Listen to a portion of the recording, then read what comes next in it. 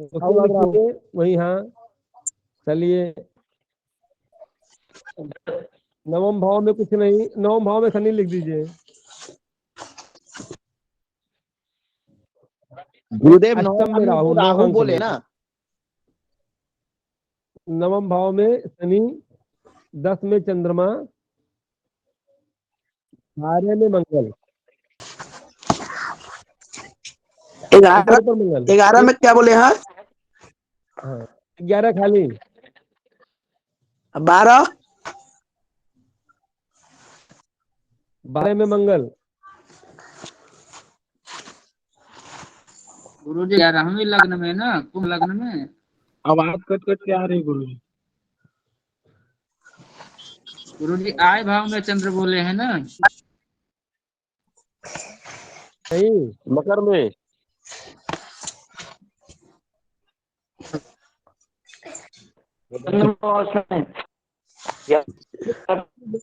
इसको बड़ा कीजिए ना।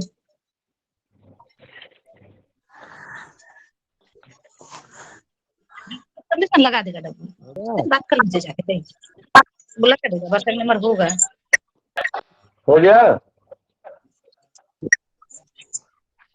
अब बताइए, इस कुंडली में सब लोग देखिएगा, इस कुंडली में जातक का जन्म कितने बजे हुआ है? ये 9 नहीं है, ये 10 है, ये 11 है, ये 12 है, ये 1 है। भाई जान सुनिए, गुरु जी उन्हीं सूर्य ग्रहों से कहाँ है, मतलब रखिए सूर्य जहाँ कहाँ तक पर है? पढ़ाया गया है।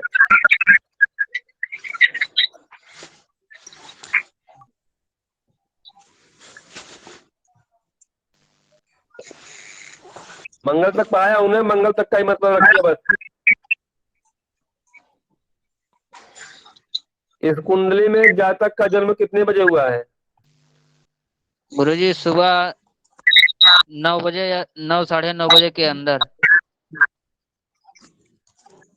चलिए आपको लॉक कर दिया गया। कौन बोले थे? पृथ्वी जी? मैं रमन शुक्ला। परमानंद जी? हाँ मैं रमन शुक्ला, रमन कुमार शुक्ला। चलिए धन्यवाद, रमन आपको जी लॉक किया आप गया। गलत कितने हैं। बजे? सुबह 9 बजे। रमन जी आप गलत हैं। चलिए पृथ्वी भैया, कितने बजे जन्म हुआ है बालक का ये?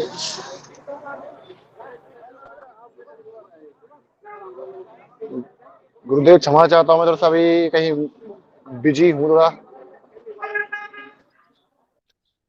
मैसेज डाल दीजिए इसको, जिसको बोलने में दिखे वो मैसेज डाल दें। सूर्य कहाँ है गुरुजी? हम लिख नहीं पाए थे, हमको बता दीजिए, हम बता दें कहाँ कब हुआ है। दूसरे भाव में सूर्य है, लग्न से जस्ट बगल में सूर्य है। सूर्य दूसरे भाव में है तो सूर्योदय नहीं हुआ था, उसके पहले ही हुआ है। जय। चलिए और कौन बताएगा?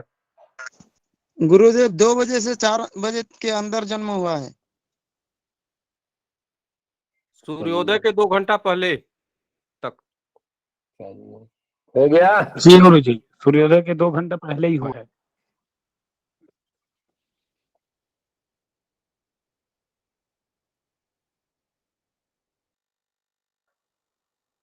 भैया प्रणाम। भैया भैया सुनिए, अब हमने क्या बताया था? सूर्य हमेशा 2-2 घंटे पर चलता रहता है, ठीक? 2-2 घंटा पर सूर्य लग्न बदलता रहता है। अगर जन्म सूर्योदय से 2 घंटे तक हुआ होता, सूर्य लग्न में रहता। कहाँ रहता? लग्न में। और सूर्य कुल सब ग्रहों के अनुसार उल्टा चलता है। आया समझ में? हाँ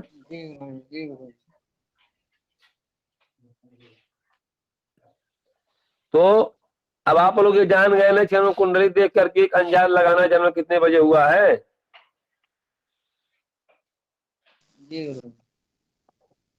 किसी को कोई दिक्कत? गुरु जी अगर हाँ 6 बजे, गुरु जी 6 बजे सूर्य उदय हुआ है तो 4 बजे लड़के जातक का जन्म हुआ गुरु जी। जातक का क्या नहीं जन्म समझ में गुरु आया? जी अगर 6 बजे सूर्योदय है तो 4 बजे हुआ है जन्म। अच्छा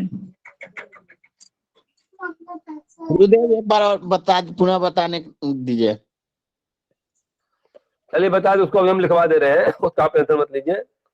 चलिए अब बताइए उसमें सूर्य किस भाव में है?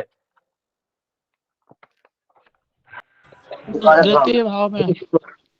दूसरा भाव में। किस किस अंक के साथ है?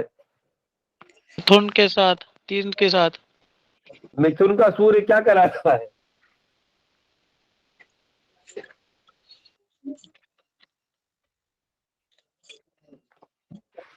अब इसका इसका आप इसके सूर्य का वर्णन करिए आप लोग।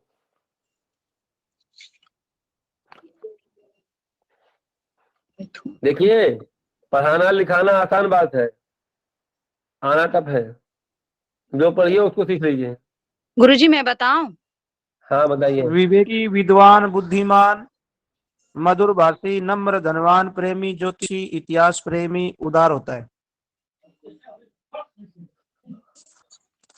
अब इस व्यक्ति का जो हम वर्णन करेंगे तो बताएंगे सूर्य मिथुन में होने के कारण जातक बुद्धिमान होगा, विद्वान होगा, विवेक से कार्य लेगा, मधुरभाषी होगा, और नम्र होगा, प्रेमी होगा, धनवान होगा, अथवा ज्योतिषी हो सकता है, या इतिहास प्रेमी होगा। आया समझ में? जी गुरुदेव। उदाहरण देख लीजिए, देखिए है ठीक। जी गुरुदेव। मेरा ही है, दूसरे का नहीं है। अब आप लोग यही मान लीजिए सूर्य सप्तम भाव में बैठा होगा, तब क्या होता है?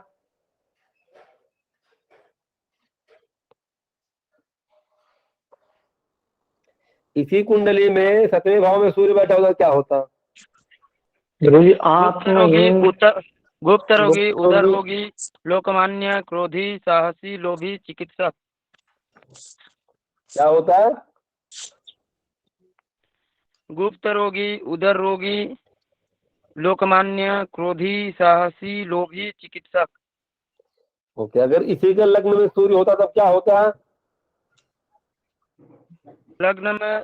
लग्न में सूर्य होने से बन जाएगा ये विद्यावान, स्वाभिमानी, व्यवहार कुशल, मुख का शांत, पाप भीरु, रोगी, स्त्रीवेशी। वृक्ष का सूर्य अगर लग्न में है, कपिलेश्वर पहले वीडियो चालू करो। कपिलेश्वर पहले वीडियो चालू करो, देख के तो नहीं बोल रहे हो? देख के ही बोल रहे हैं, तभी फंस रहे हैं। चलिए देख के बोल रहे हो ना? वही सूर्य अगर जहाँ राहु बैठा हुआ है वहां होता तब क्या होता है? पिता को कष्ट होता। अगर राहु के साथ सूर्य व्यय भाव में बैठ जाए तो पिता की मृत्यु निश्चित है। अरे भाई वो विशेष अभी मत करिए, अभी जो लिखवाया गया उसका करिए ना। अगर वही सूर्य इस कुंडली में धनु राशि में बैठा होगा तो क्या होता है? बुद्धिमानी, धनु राशि उच्च मतलब त्रिकोण में बृहस्पति के स्थान पर बैठने पर विवेक, धनी, आस्तिक, व्यवहार कुशल, दयालु। चलिए ठीक। बृहस्पति के खाने में बैठने पे विवेकवान तथा धनी बनाएगा, और उस बृहस्पति के खाने में रहने से शांतचित्त भी रहेगा। चलिए ठीक है। अब कहने का मतलब ये है सूर्य कहीं भी रहे, अगर इन 12 राशियों में से किसी राशि में पड़ रहा है तो उसी राशि का फल देगा। ठीक आया समझ में? जी गुरुदेव। अब बाकी किस भाव में है उस भाव का फल अलग होता है। चलिए इस कुंडली को चंद्रमा में पढ़ा दिए थे ना? सूर्य, चंद्रमा, मंगल, शायद बुध भी बताया गया था कल। इस कुंडली में चंद्रमा का फल बताइए आप लोग। और राहु अगर दशम भाव में हो तो क्या फल देगा किसी स्त्री जातक के कुंडली में?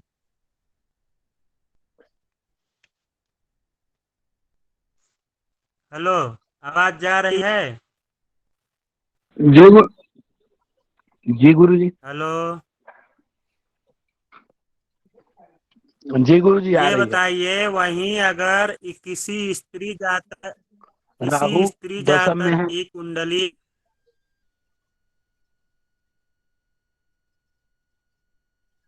में राहु अगर दसम भाव में बैठा हो तो क्या देगा? वो विधवा हो जाएगा गुरु जी। और मान लीजिए कि उस पर गुरु की दृष्टि पड़ रही है तो क्या होगा? गुरु की दृष्टि पड़ेगी तो पति रोगी होगा, हाँ पति रोगी होगा। हाँ। और किसी पुरुष की कुंडली में है तो स्त्री के पुरुष अगर लड़के में की रहने कुंडली पर में है गुरु जी तो लड़का प्रतिष्ठावान हो जाएगा। उसके जस्ट अपोजिट हो जाएगा गुरु जी। जैसे कि लड़की विधवा हो रही है तो लड़का जो है तेजस्वी हो जाएगा, पराक्रम हो जाएगा। विदेश का योग भी है, राजनीतिक भी योग है। जी गुरु जी, विदेश यात्रा भी कर सकते हैं। और हमारे ख्याल से राजनीतिक भी दृष्टि।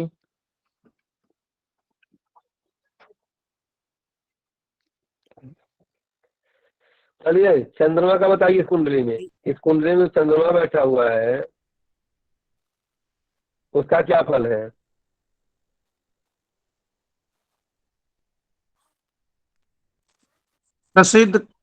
प्रसिद्ध कवि, लोभी, संगीत में।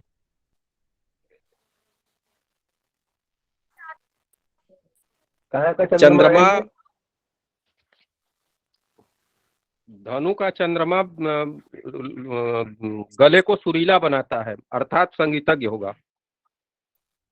ये कर्क का चंद्रमा है इसमें ना। अच्छा, ये इसमें कर्क का मकर का चंद्रमा होगा। किसका है? मकर का। मकरा चंद्रमा है गुरुदेव, मकर का। बताइए क्या क्या फल है मकर चंद्रमा का? प्रसिद्ध होगा जी, वो कवि होगा संगीत में इत्यादि में, और लोभी भी होगा जी। चलिए, वही चंद्रमा अगर मान लीजिए लग्न में बैठा था, वृक्ष राशि का चंद्रमा उच्च का माना जाता है, अगर लग्न में बैठ जाए तो अच्छा फल देगा। क्या होगा? स्थिर संपत्ति वाला होगा जी। संपत्ति का मालिक होगा। जातक सुंदर होगा, प्रसन्नचित होगा, कामी होगा, दानी होगा, कन्या संतान वाला होगा, जी शांत, कफरोगी होगा। ठीक। और इमोशनल ही रहेगा गुरु जी। आदि तो शांत बोल दिए तो इमोशनल हो ही गया। राजा को इंग्लिश आती है, हिंदी नहीं आता। अब आप लोगों को राजा ललित वाले पढ़ो, ललित जी इंग्लिश में पढ़ाते हैं। आप लोगों को समझ में आ गया ये बात? हाँ बोलिए, समझ में आ गया?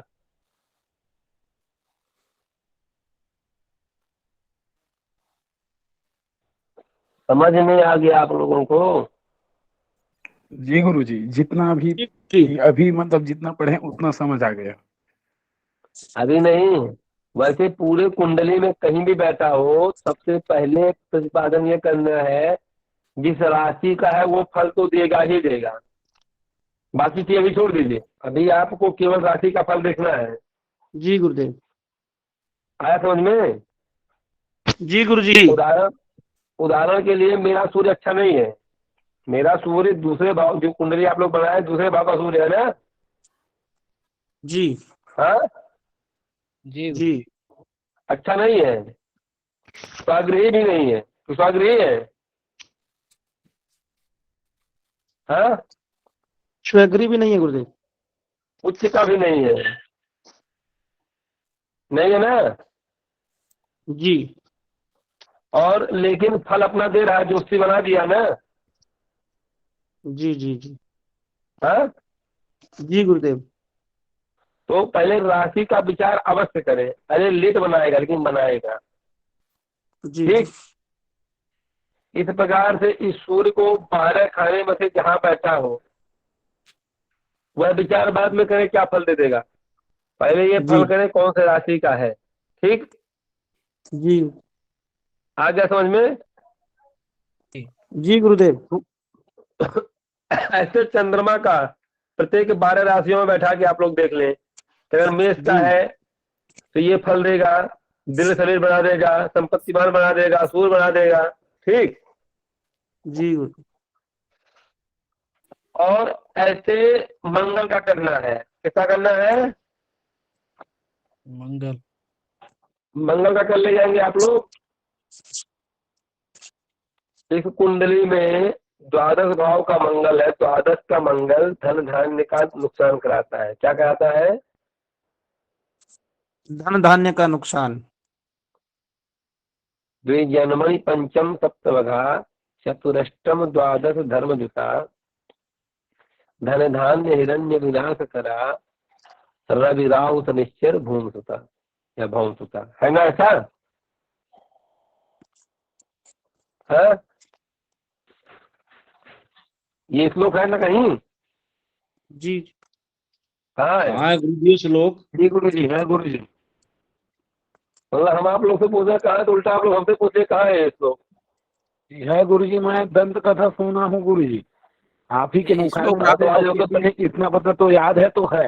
ये श्लोक आप ही बताते हैं इसलिए आपका नाम सब बता रहे हैं। जी गुरु जी। नहीं, जिसको पद्धत प्रतिपादन कर लीजिएगा, दंत कथा मत मानिएगा। ये बृहद घोड़ा चक्र में है। किसमें है?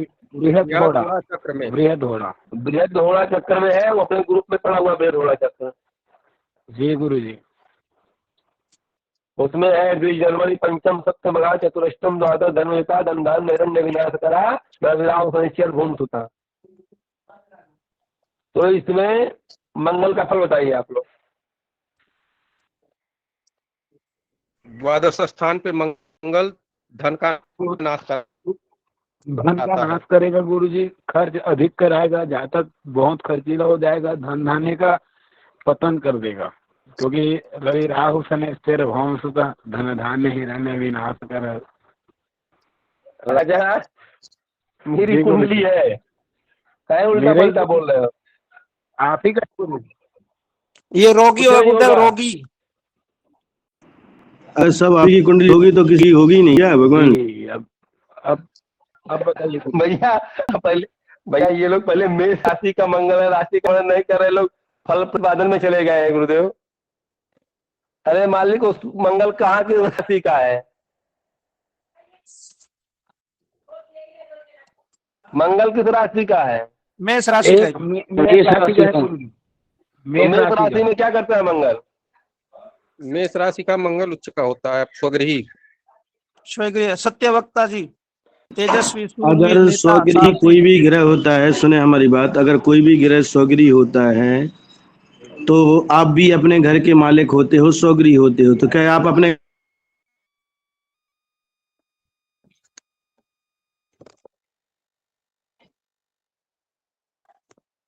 गुरुदेव आपकी आवाज नहीं आ रही।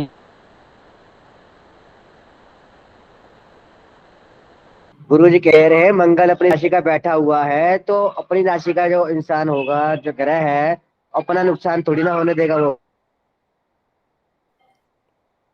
तो अब इस मंगल का फल बताइए आप लोग। कल बताया था ना कि ऐसे पढ़ाऊंगा। अब दाता सत्यवक्ता होगा जी, तेजस्वी होगा, शूरवीर, नेता, साहसी, दानी, लोकमान्य, धनवान होता है। अब इसमें जातक कैसा होगा? मंगल जो तेजस्वी, कराएगा वो कराता शूरवीर, रहेगा। नेता। द्वादश का मंगल जो फल देना वो देगा, वो टाइम पे फल देगा ना, रोज नहीं फल देगा, रोज नहीं नुकसान होगा। हाँ, जी जब कराएगा अपनी महादशा में नुकसान कराएगा ना। हाँ, जब उसकी दशा आएगी तब ना नुकसान कराएगा, किसको पहले कराएगा? हाँ बोलिए। महादशा में करवाएगा गुरुजी। तो आप लोग कहे उस फल पे चले गए, धनधान हिरण्य विनाश करा।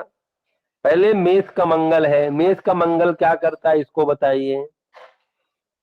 ऐसे देखिए 9 ग्रह होते हैं, 9 ग्रहों की 9 राशि पढ़ लीजिए, फिर 9 ग्रहों के 12 राशि पढ़ लीजिए, पारी पारा बरहो राशि में बैठा करके, और 9 ग्रहों का 12 खाना पढ़ लीजिए, आप लोग ज्योतिष आ गई। अब इसके इस कुंडली में मंगल का भाव क्या हो गया। जातक सत्यवक्ता, तेजस्वी, सूर्यवीर, नेता, साहसी, दानी, राज्यमान, लोकमान अथवा धनवान होगा। जब धन रहेगा तभी नुकसान होगा, है?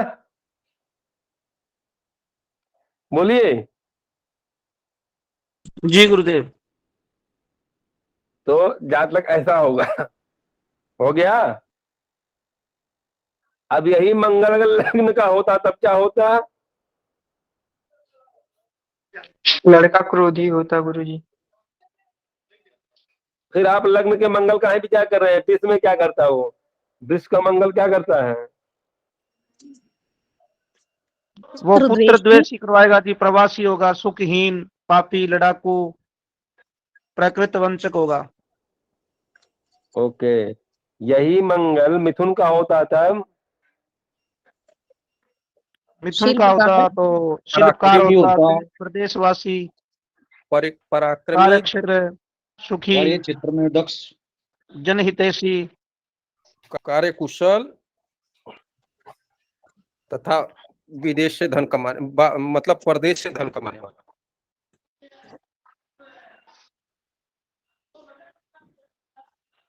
सुखी भी होगा गुरुदेव, और जनहितैषी भी होगा। ठीक है, तो मेरे द्वारा 3 ग्रह लिखाए गए थे, सूर्य चंद्रमा मंगल, तीनों को जो मैं लिखाया था सारे फल बराबर मिले।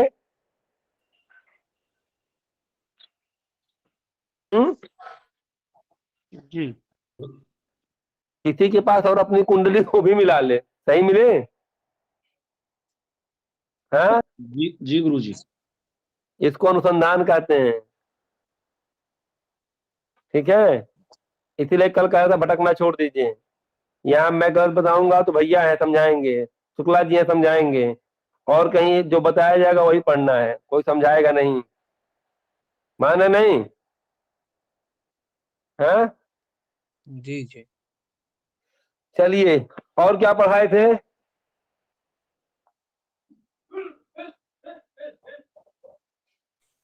लकड़ सांगड़ा के बारे में कोई बता सकता है। लकड़ सांगड़ा क्या है। जो जो उस दिन कक्षा में थे 6 नियम की 8 नियम लिखवाया था ना, कोई बता सकता है। देख के नहीं बताना, बता सकते हो तो बताना।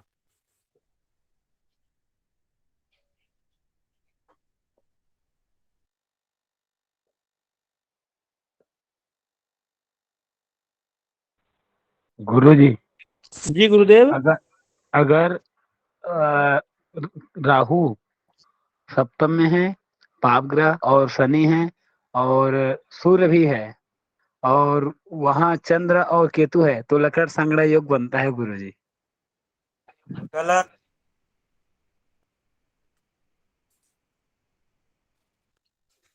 गलत।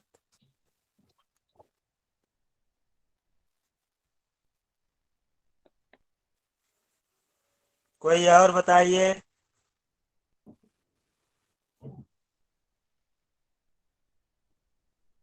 कोई और बताइए। गुरुदेव क्या प्रश्न किया था, मैंने लकड़ सुना नहीं। सांगड़ा का 6 नियम लिखवाया था, उसमें से कोई भी नियम एक जानते हो। गुरुदेव मैंने लिखा नहीं जी, मैं नहीं थे क्या उस दिन। उस दिन नहीं था गुरुदेव। तो ठीक है। कान्हा भारद्वाज थे ना उस दिन। कान्हा भारद्वाज किस दिन लिखवाए थे, शायद हम तो रोज जुड़ रहे हैं इधर। नहीं, हम लास्ट में लिखवाए थे। अच्छा। कान्हा भारद्वाज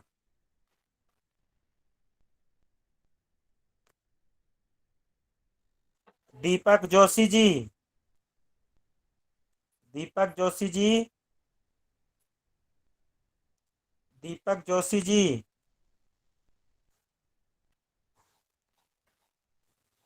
गुरुदेव एक बार दोबारा लिखवाने की कृपा करें गुरुदेव। सुधांशु जी। गुरुदेव मुझे अभी याद नहीं है गुरुदेव, आपने बताया था लेकिन मुझे याद नहीं गुरुजी अभी। चिदानंद, चिदानंद बताओ, चिदानंद बताओ। गुरुजी इसमें कोई लेडीज है और हम बताएं तो कोई प्रॉब्लम नहीं होगा। अरे वो मत बताओ, केवल उसके जगह लकड़ सांगड़ा बोल दो बस। सातवें में गुरुजी कर्क का मंगल हो तो वो लकड़ सांगड़ा ही हो जाएगा। मंगल और ही हो केवल सातवें में, हाँ गुरुजी मंगल। अच्छा, और सातवें में कर्क का, राशि किस? कर्क का ना? हाँ अच्छा, और सही है, सही है गुरुजी। हाँ, कुछ हद तक ठीक है। पहला नियम मालूम है? पहला नियम याद नहीं आ रहा है गुरुजी, लिखे हैं लेकिन याद नहीं आ रहा है। विषम राशि हो। हाँ हाँ हाँ समझ गए। 1 3 5 7 11, 1 1 3 5 7 11 ऐसे करके था ना। हाँ, शनि मध्य बली ऐसे करके था। ऐसे करके था, ऐसे करके हो गया। नहीं गुरुजी लिखे हैं, याद नहीं आ रहा। फिर यही सब हम लोगों से रोज ऑनलाइन जो हम लोग हो रहे हैं, यही सब प्रश्न सबके आ रहे हैं, समझ गए? अभी आप लोगों ने सब 12 लग्नों का लिख लिया क्या? गुरुजी यहाँ बता नहीं रहे कोई भी। वो 6 नियम फिर से बता देते तो ठीक था। अरे नियम तो 17 है, हम 6 ही लिखवाए हैं अभी। गुरुजी 6 लिखवाएं, जब इतना परेशान कर रहे हैं 12 लिखवा दें, जब कितना परेशान करेंगे। तब और परेशानी यह भी परेशानी था, कोई बात नहीं है। यह कुंडली का अध्ययन अगर बार बार नहीं करोगे तो कुंडली देखना या फलित करना कभी कदापि नहीं आ सकता। इसलिए समस्या का समाधान बिना याद किए या बिना सुने नहीं हो सकता। अब ये बताओ, एक नियम ये था ना कि कर्क या सिंह सातवें भाव में कर्क या सिंह की राशि हो, जी गुरुजी। और उसमें कौन कौन बैठा हो? शनि और मंगल गुरुजी साथ हाँ, बैठे हूँ। शनि और मंगल साथ बैठे हो, और कर्क या सिंह की राशि हो तो लकड़ सांगड़ा होता है। जी गुरुजी। अच्छा, और एक और था ना कि मंगल और शनि की राशि हो,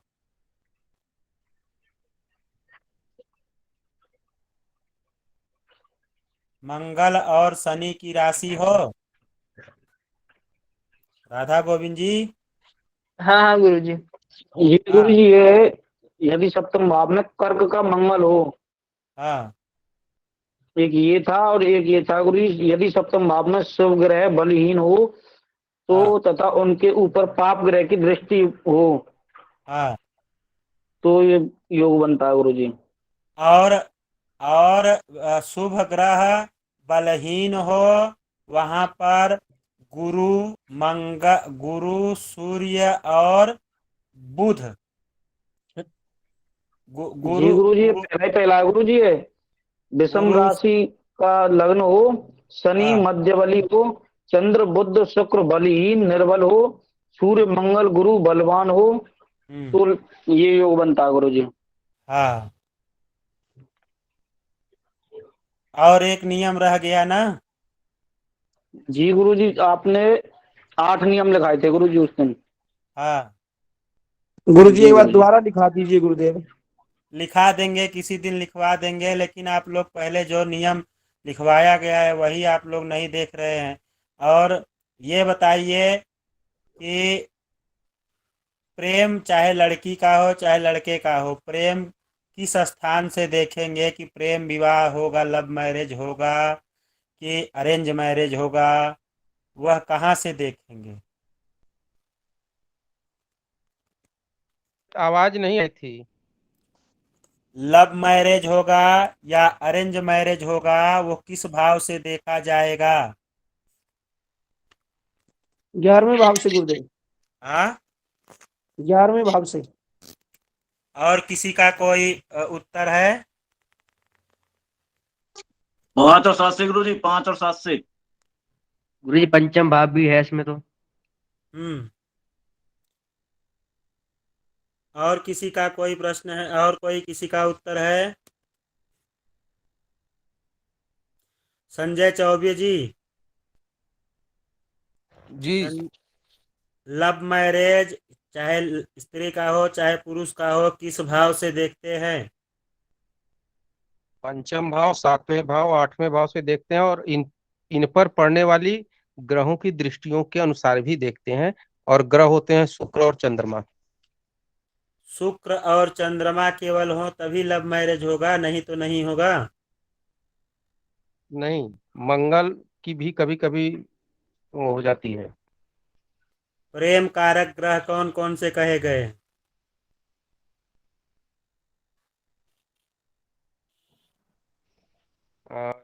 शुक्र और चंद्रमा प्रेम कारक होते हैं। चंद्रमा मन का कारक होता है, शुक्र सौंदर्य और प्रेम का कारक होता है। और बुध मंगल? बुध वाणी का कारक होता है, मंगल साहस का कारक होता है। मांगलिक कार्यों का भी कारक होता है मंगल। तो जब साहस होगा तभी न प्रेम करेगा। हाँ, कभी कभी मंगल से देखा जाता है, लेकिन 90% केसेज शुक्र और चंद्रमा से ही मिलते हैं। हाँ, और वाणी की चपलता होगी तभी न प्रेम कर पाएगा। हाँ, ये बात भी सही है। तो जब वाणी की चपलता होगी तो बुध को देखा जाएगा, साहस दे होगा तब मंगल को देखा जाएगा, और शुक्र तो उसके लिए बदनाम है ही है।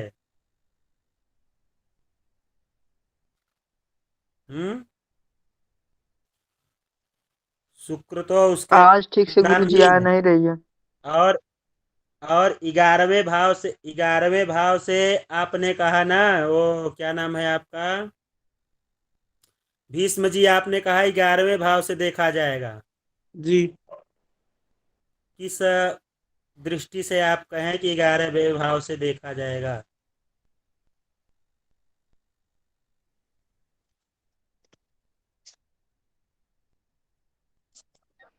हो गया।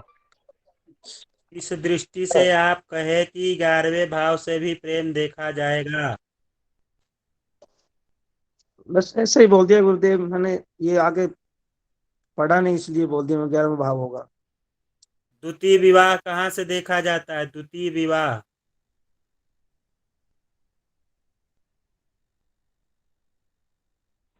सप्तम से गुरुजी। द्वितीय विवाह, प्रथम नहीं, द्वितीय विवाह।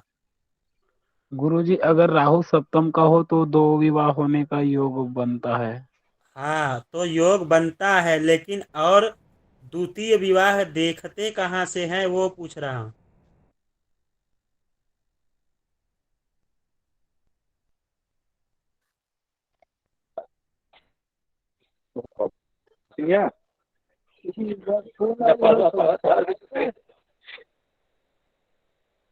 एकादश भाव से द्वितीय विवाह का विचार किया जाता है, कभी कभी द्वादश भाव से भी द्वितीय विवाह का विचार किया जाता है। ठीक है। गुरुजी अगर अगर एकादश में चंद्र बैठा हो तो? एकादश में चंद्र बैठा हो तो, और जो यहाँ पे बताया इन्होंने क्या बताया कि अगर जब वह स्थिति पैदा होगी तब द्वितीय विवाह देखा जाएगा ना। जी। पहले तो अगर प्रथम विवाह सुखी है, सब कुछ अच्छा है, प्रथम विवाह अगर टूट नहीं रहा है, प्रथम विवाह सक्सेस है, तब द्वितीय विवाह पे विचार करेंगे ही नहीं। द्वितीय विवाह का विचार तब किया जाता है जब प्रथम विवाह खराब होने के कगार पे रहे। जी। तो उस अवस्था में सप्तम भाव में कौन रहना जरूरी है? केतु। बस राहु। राहु केतु काम कर राहु जाएगा। राहु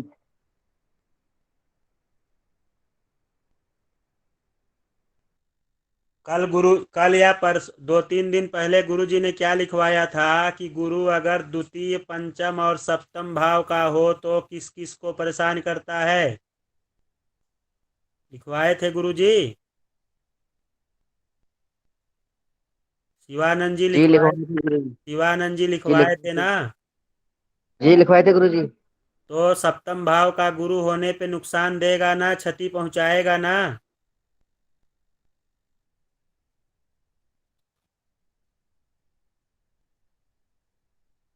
हेलो।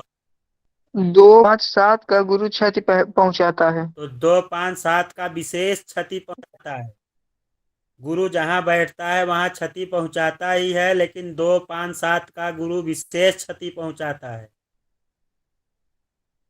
तो सप्तम भाव को अगर गुरु जी हाँ, अगर यही तीसरे में बैठ जाए तो मतलब तीसरे चौथे में हो तो तीसरे चौथे कोई दृष्टि। तीसरे चौथे में बैठे, अगर हाँ तीसरे में बैठेगा तब पांचवी दृष्टि हो जाएगी ना जी सप्तम पे।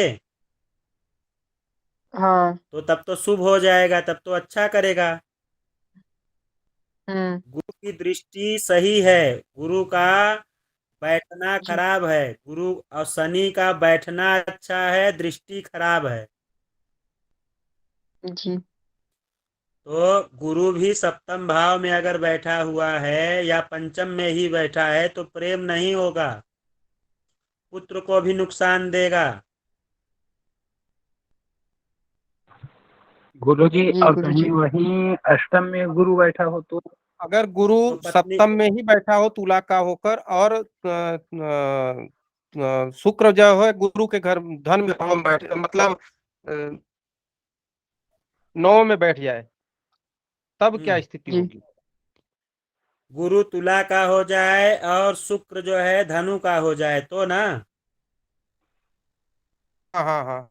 तब तो परस्पर दृष्टि परस्पर संबंध बनता है, एक दूसरे के घर में बैठने का संबंध बनता है। वहां पे जो उसका फल होगा वो होगा ही। लेकिन सप्तम भाव में अगर गुरु बैठा हुआ है तो स्त्री से पटना मुश्किल है।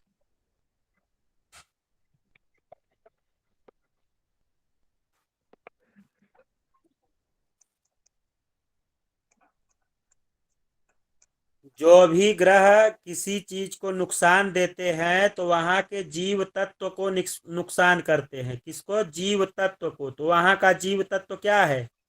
सप्तम भाव का जीव तत्व क्या है?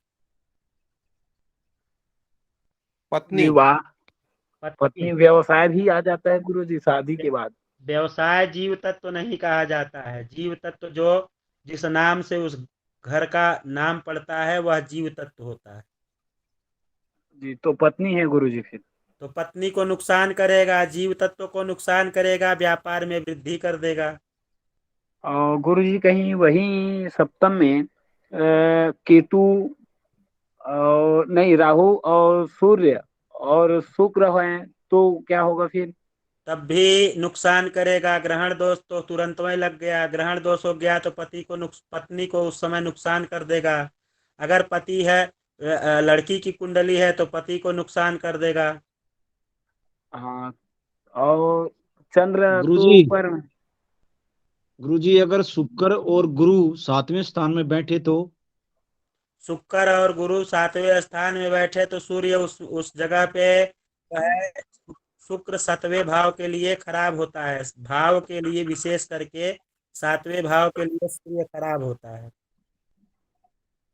गुरुजी और जैसे गुरुजी राजा गुरु। भैया गुरुजी जैसे राजा भैया ने बोला 7वें घर में और राहु बैठा हो, ठीक। तो तब तो यहाँ लगन में पहुंच जाएगा केतु। हाँ, लगन में केतु पहुंच गया तो जो है, जो जातक है उसको श्वास संबंधित बीमारी 100% होगी ही होगी। हाँ हाँ ठीक। आमने सामने रहेंगे राहु केतु दोनों। आमने सामने की बात नहीं है, केतु जहां बैठेगा उसको नुकसान करेगा। जी पत्नी भाव अगर में ये है तो यही गुरुजी 7 अगर एक्सचेंज राहु लगन में जी बैठ जाए, जैसे 7वें में केतु आ जाए। हाँ जैसे यही चेंज हो जाए यही जो कहीं जो राजा चेंज भैया हो ने जाए बताया केतु कि के जगह में। कि रा... हाँ हाँ भैया बताओ। मैं कह रहा था जैसे कि अभी बताया सप्तम राहु है, तो वही कहीं प्रथम का राहु हो गया, लग्नेश में राहु है, और बाकी ग्रह तो जैसे का तैसा है। तो फिर क्या होगा, फिर भी श्वास से संबंधित बीमारी हो सकते है गुरुजी? तो पत्नी को साथ संबंधी बीमारी होगी। अच्छा, और कहीं लड़की के कुंडली में ऐसा हुआ है तो लग्नेश तो केतु है और पति को सांस की बीमारी होगी। अच्छा। सप्तम भाव में अगर स्त्री की कुंडली है तो पति का विचार करते हैं। पुरुष की कुंडली है तो पत्नी का विचार करते हैं। और लग्न में राहु हो गया तो पूरे कुंडली का प्रभाव केवल राहु के ही हिसाब से चलेगा। तो गुरुजी राहु की दृष्टि सब ग्रह पे पड़ेगी क्या? राहु पूरे कुंडली का मालिक हो गया। लगन में बैठा तो लगन में बैठा तो जातक को घमंडी बना देगा, जातक को वो अपने हिसाब से चलने वाला बना देगा, जातक को नेता बना सकता है, जातक को कई प्रकार से यहाँ पे कट्टा बंदूक रखने वाला भी बना सकता है। जी तो जी। गुरुजी तो गुरुजी ये जैसे राजनीतिक पद ये देते हैं तो शनि भी तो राजनीतिक पद देता है, अगर शनि भी साथ में बैठ जाए तो दोनों का साथ बैठ जाए तो शनि और राहु दोनों बैठ जाते हैं तो वहां पे नीच भावना आ जाती है। हाँ लगन में। तब वहां प्रेत दोष हो जाए, तब वहां प्रेत दोष हो जाएगा। दीपेश जी बताइए। अच्छा। दीपेश जी कुछ लिखवाना है क्या आगे? नहीं लिखवाना नहीं, है, ये आज क्या लिख पाएंगे, आज तो ऐसे ही चल रहा है कुंडली के भाई। बारे में गुरुजी हाँ, ये तो तो कुंडली के ऐसे ही बारे पता में चलता कुछ है। बोलो तो थोड़ा बहुत एक दो चार पैराग्राफ लिखवा दें। गुरुजी बुध बृहस्पति राहु शनि और कहीं हो जाए तो सप्ताह में, और चंद्र केतु उसमें हो जाए मकर का होकर के कहीं, तो वहीं लग्नेश में। आवाज नहीं आई राजा, फिर से बोलो। ये कह रहे थे गुरुजी, अगर बुध बृहस्पति शनि और राहु चौथे राशि का होगा, कर्क के होकर कहीं सप्तम भाव में हो गए तो बुध बृहस्पति शनि राहु। जी। बुध बृहस्पति शनि राहु। तो शनि और बृहस्पति जहाँ साथ बैठ जाते हैं तो जी। वहां पे लक्ष्मीपति विद्यापति योग बनता है। ठीक है। लक्ष्मीपति। गुरुजी लक्ष्मीपति एक बार फिर से यही बताइए, कैसे कैसे बताए हैं?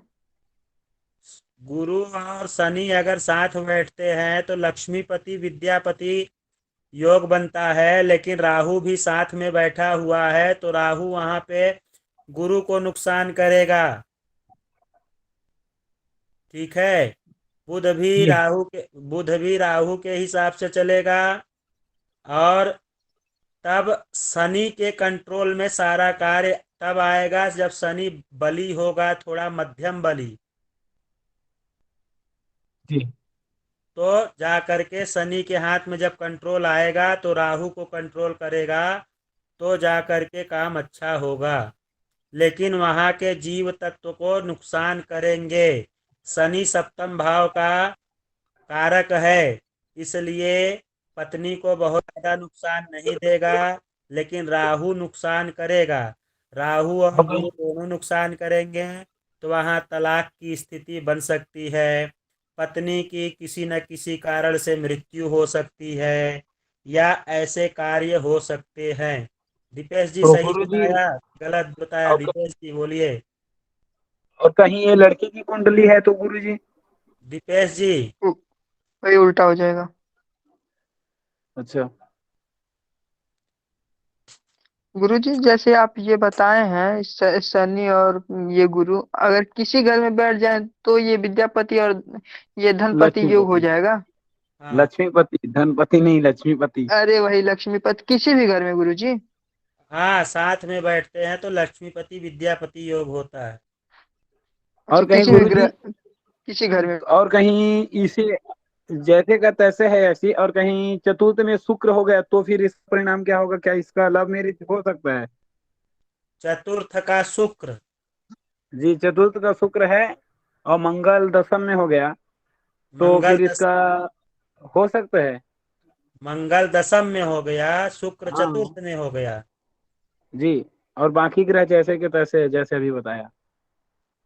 तो उस स्थिति में शुक्र भी लग्नाधिपति दोषी हो गया, गुरु भी लग्नाधिपति दोषी हो गया। ठीक जी है। जी दोनों दोनों शुभ ग्रह, क्या तीनों शुभ ग्रह, बुध भी उन्हीं के साथ में है, तो तीनों शुभ ग्रह जो है लग्नाधिपति दोष से ग्रसित हो गए। जी तो फिर उस अवस्था में भी शनि और हाँ मंगल की स्थिति और राहु की स्थिति पे ध्यान दिया जाएगा। केंद्राधिपति के लग्नेश जो है केतु हो, लग्न का मुखिया जो है केतु हो गया। केतु हाँ अब अपने हिसाब से, तो केतु को कहीं शुभ ग्रह कहा गया है, कहीं पापक ग्रह की संज्ञा दी गई है। अब गुरु की दृष्टि पड़ रही है, तो गुरु की दृष्टि कैसी दृष्टि पड़ रही है? राहु के साथ बैठे हुए हैं। अब इसमें सारा का सारा खेल शनि के हाथ में हो जाएगा। शनि अगर प्रबल है, राहु से बली है, तो उस अवस्था में शनि सबको मैनेज कर ले जाएंगे। कहीं राहु बली हो गया तब सब बिगाड़ देगा। गुरुजी यदि अच्छा लगन गुरुजी, में बुध ये और शुक्र हो उस दिन तो आप गुरुजी यदि लगन में बुध और शुक्र हो मकर राशि का, हाँ हेलो बोलिए हेलो, तिवारी जी, बोलिए। आवाज जा हाँ रही है? तिवारी जी, बोलिए। आवाज जा रही है? हाँ आ रही है, बोलिए। कुछ लिखवा दे? जब विश्लेषण आज शुरू किए हो तो आज क्या लिखवा दोगे फिर? नहीं, जैसे इतने तक का विश्लेषण हो गया, जितना लिखवाया गया था, आगे भी लिखवा दे। नहीं, आज बुद्ध का फल लिखवा दे, अपना बुद्ध और गुरु। 5-7 मिनट और कक्षा चलेगी, 9 बजे तक कक्षा चलेगी, उसके बाद थोड़ी ना कक्षा चलेगी, तो इतने में क्या लिखवा देंगे? कराइए। अरे आप भी गुरुजी बोलिए, आप भी बोलिए, सहमति दीजिए। हम सही बोल रहे हैं कि हम केवल बकबका रहे हैं? सही बोल आप रहे हैं गुरुजी। आप और दीपेश जी, गुरुदेव आप सही बोल रहे हो। आप और दीपेश जी सहमति देंगे तब ना। पता चला हम बोलते चले जा रहे हैं, बकबका रहे हैं, खुजली हो रही है, बस खुजला रहे हैं।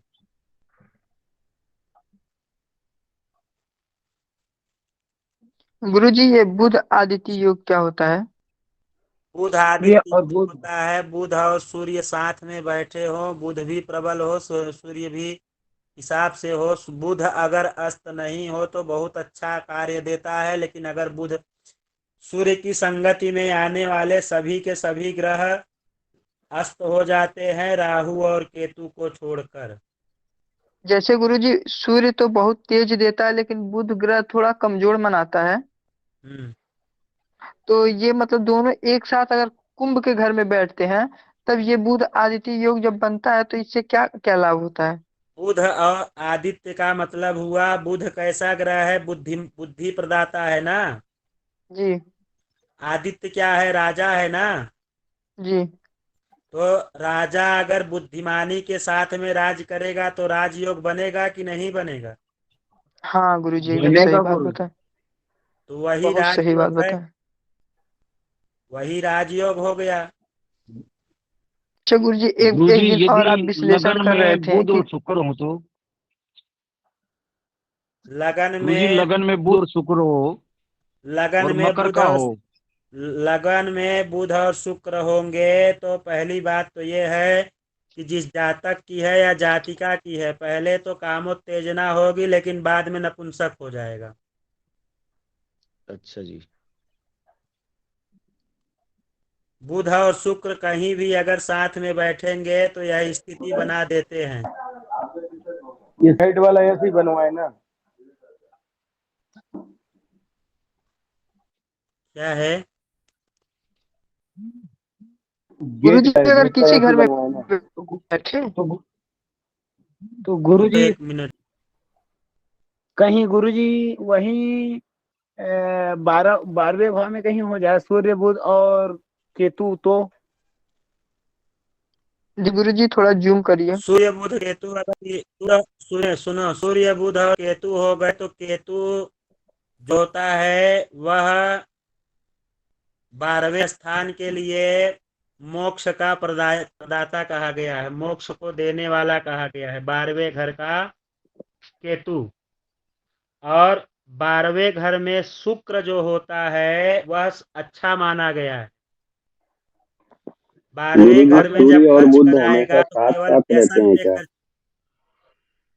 जी बुध और सूर्य हमेशा आसपास ही रहते हैं या क्या कुंडली में? बुध सूर्य और शुक्र तीनों आसपास रहते हैं। बुध शुक्र और सूर्य तीनों आसपास रहते हैं। गुरुजी गुरुदेव 12वें भाव में अगर राहु रहा तो? अरे पहले एक तो बात हुई नहीं, तब से एक दूसरा प्रश्न आप लोग डाल देते हैं। पहले आप लोग क्या बोले कि 12वें भाव में बुध शुक्र और केतु बैठे हो तो क्या स्थिति होगी? जी गुरुजी। उसका विश्लेषण आप लोग नहीं सुने। उसका क्या फल हो सकता है, क्या फल हम आप अगले को बता सकते हैं। तो केतु जो होता है 12वें भाग में अगर है 12वें भाव में तो मोक्ष का प्रदाता होता है। तो उसका मतलब है कि मोक्ष देने की स्थिति में क्या होता है, वह तांत्रिक होगा, बढ़िया जप इत्यादि करने वाला होगा, बढ़िया साधक होगा, बढ़िया जो है जिस देवी के साथ में या देवता के साथ में होगा गुप्त विद्याओं का जानकार होगा, ऐसी स्थिति में होगा। शुक्र क्या करता है, शुक्र उस स्थान में जब भी होता है तो वहां का फल ये होता है कि 12वें स्थान का शुक्र शुभ कहा गया है। तो वह किस चीज में खर्च करेगा, सौंदर्य प्रसाधन में खर्च करेगा और स्त्रियों के पीछे पैसा खर्च करेगा और सुख के लिए पैसा खर्च करेगा। तो वहां पे शुक्र सुख का कारक कहा गया है, तो सुख के लिए पैसा खर्च करना खर्चीला नहीं कहा जाता है। बुध भी अगर है तो बुध बुद्धि दे करके बुद्धि के साथ में कुछ काम करवाएगा, वहां दिमाग लगा करके काम करवाएगा, इसलिए वह और अच्छा हो जाता है। जी गुरुजी। जैसे गुरुजी ये बताएं कि बुध शुक्र और ये बुध शुक्र और ये सूर्य साथ में रहते हैं। हाँ, बुध शुक्र सूर्य एक घर आगे पीछे रहेंगे, इतना ही। तो गुरुजी ज्यादा अगर आगे द- पीछे है तो कुंडली गलत है। अगर दसम भाव में ये बुध आदित्य योग बन गया दसम भाव में और नवम में शुक्र आ गया तो इससे कोई मतलब दुष्प्रभाव? अरे इससे क्या प्रभाव, अगर वही शुक्र 8वें भाव में होता तो कुंडली गलत हो जाती। हाँ, लेकिन अब ये नवम में है तो इससे मतलब ये तो लाभ ही लाभ होगा। लाभ होगा। गुरुजी हाँ। हेलो, नवा तो शुक्र बेटा अभिलाषी जीवन जिएगा। क्या गुरुजी? हाँ, जातक का पिता अभिलाषी जीवन देगा। यस गुरुजी। आवाज कट रहा गुरुजी, आपको अच्छे से सुनाई नहीं दे रहा है।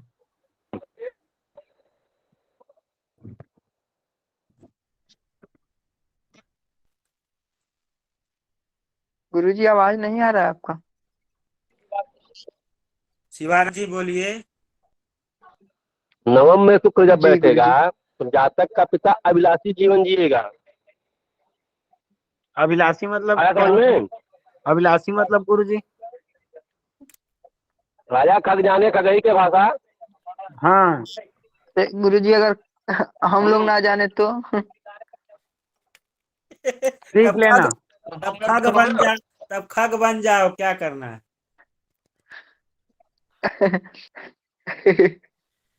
ऐसा है, अभिलाषी का मतलब होता है कि जो अभी हम 12वें स्थान में शुक्र का आप लोग को बताए जातक हो जाएगा, वही जातक का पिता 9वें स्थान में हो जाएगा।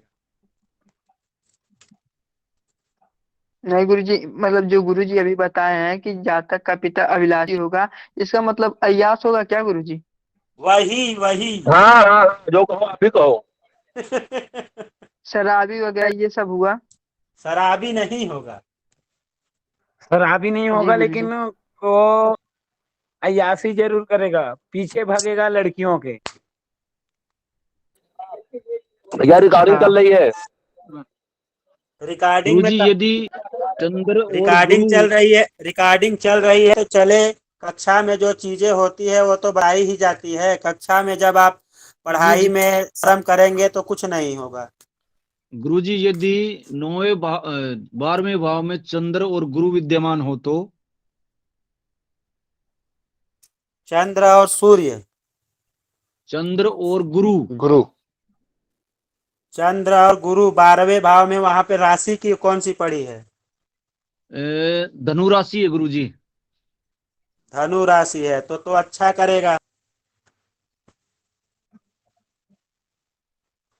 क्या फल होगा गुरुजी इसका मीन वैसे? वहां पे गजकेसरी योग बनाएगा। धनु में और कर्क में विशेष गजकेसरी योग बनता है। गुरुजी गुरुदेव एक तीसरे भाव में दोनों का गुरुजी ये जो बताया गजकेसरी योग एक बार बृहस्पति सही से और समझा तुला दीजिए। बैठे हैं। गुरुदेव गुरुजी ये जो तुला गजकेसरी तुला योग लग्न गुरुजी की आप बताए कुंडली है। हैं, इसको एक बार समझा दीजिए अच्छे से। वो चंद्रमा जब गुरु योग एक साथ हो, एक एक बोलिए बाबू। सुनो, चंद्रमा गुरु एक साथ हो, जी गुरुजी। गुरु और चंद्रमा एक दूसरे को दृष्टिपात करते हो तो गज केसरी योग बनता है। गज केसरी योग तमाम प्रकार से होता है, राजयोग भी होता है, उसी को कहते हैं। गुरुदेव तुला लग्न की कुंडली है और तीसरे भाव में फिर लगन पे बृहस्पति आप लोग और गए। बुध इकट्ठे बैठे हैं। लगन से क्या मतलब है? बीच में जो बंद हो। कर्क लगन की कुंडली रहे, ग्रह नहीं सब उच्च बैठे रहेंगे तो क्या करेगा? कर्क लगन से वो राजा हो जाएगा। मकर लग्न की कुंडली है, सारे ग्रह उच्च के रहे तो क्या उदरित हो जाएगा? आप लोग लगन पे कहाँ जाते हैं? बाकी विश्लेषण करिए ना। लगन से तो तन धन भवन यही होता है, सुहृद परिवार रोग रिपुरण, फिर पत्नी उसको दया तीसरे बोलते भाव हैं, में बैठे हैं। पिता फिर भाग्य, क्या लाभ है हानि, व्यापार नौकरी व्यवसाय, उसके बाद 11वां भाव लाभ, 12वां भाव हानि, यही तो होता है कुंडली के बारे भाव।